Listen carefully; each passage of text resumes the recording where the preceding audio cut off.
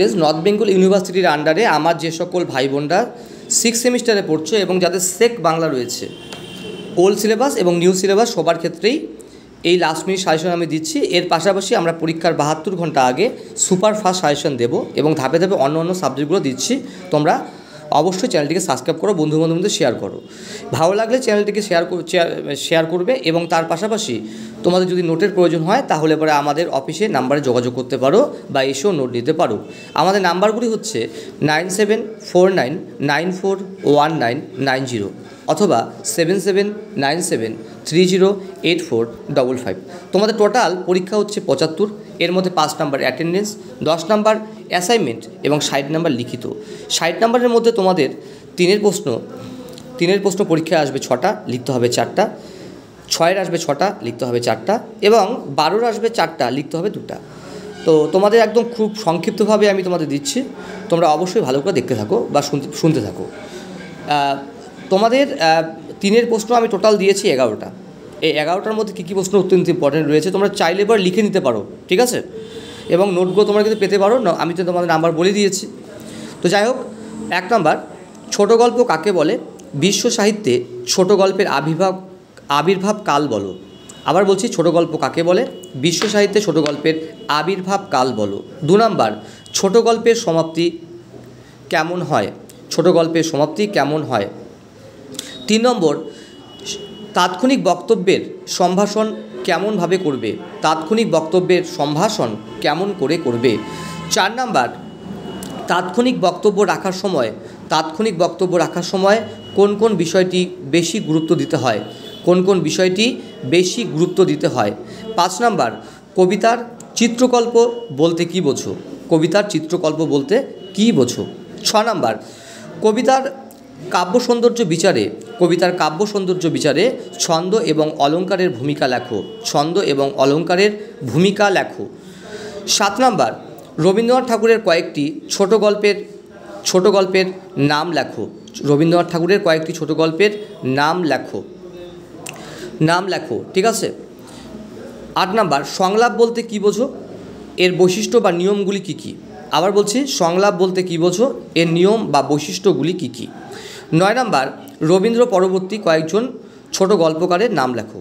রবীন্দ্র পরবর্তী কয়েকজন ছোট গল্পকারের নাম লেখো। 10 নাম্বার, ছোট গল্প শেষ কেমন হয়? অর্থাৎ শেষ হইয়াও হইল না শেষ, এই যে লাইনটি রয়েছে এটির ছোট গল্পের সম্পর্কে লিখতে হবে, কেমন হয়, শেষটা কেমন হয়। 11 নম্বর, এটাই শেষ 3-এর কোশ্চেন, রবীন্দ্রনাথের ছোট গল্পের সংজ্ঞা কোন কাব্যে এবং কোন কবিতায় দেওয়া হয়েছে? আবার বলছি, রবীন্দ্রনাথ ঠাকুরের ছোট গল্পের সংজ্ঞা কোন কবিতায় এবং কোন কাব্যে দেওয়া হয়েছে?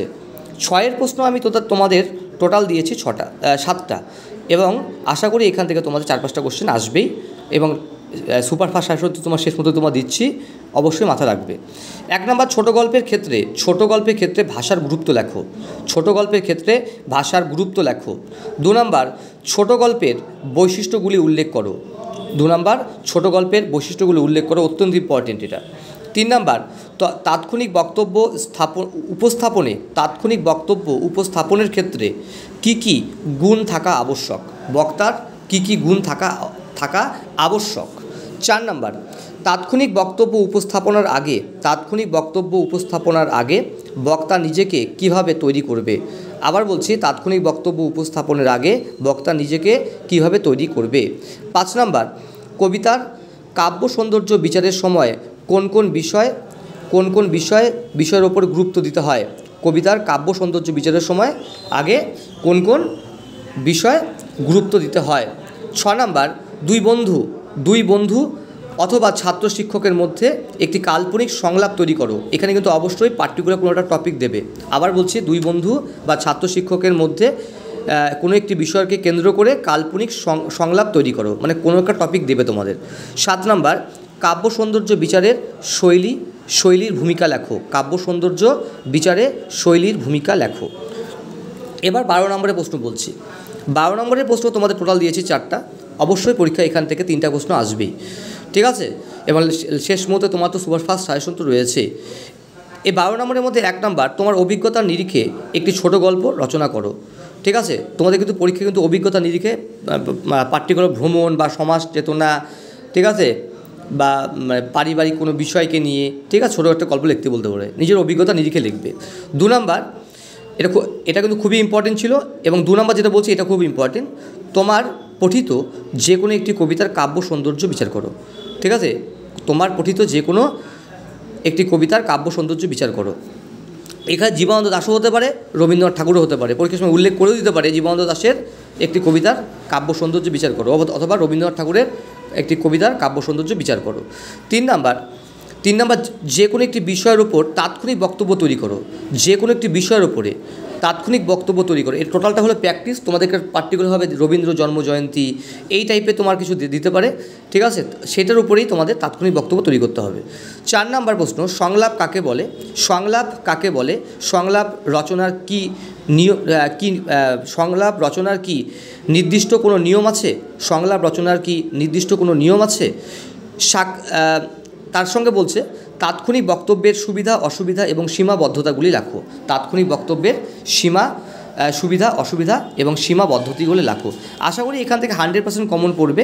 তোমরা প্রত্যেকে চ্যানেলটিকে সাবস্ক্রাইব করো, বন্ধু শেয়ার করো, ঠিক আছে, এবং নোটের প্রয়োজনে অবশ্যই যোগাযোগ করতে পারো। প্রত্যেকে ভালো থাকো, সুস্থ থাকো, ধন্যবাদ।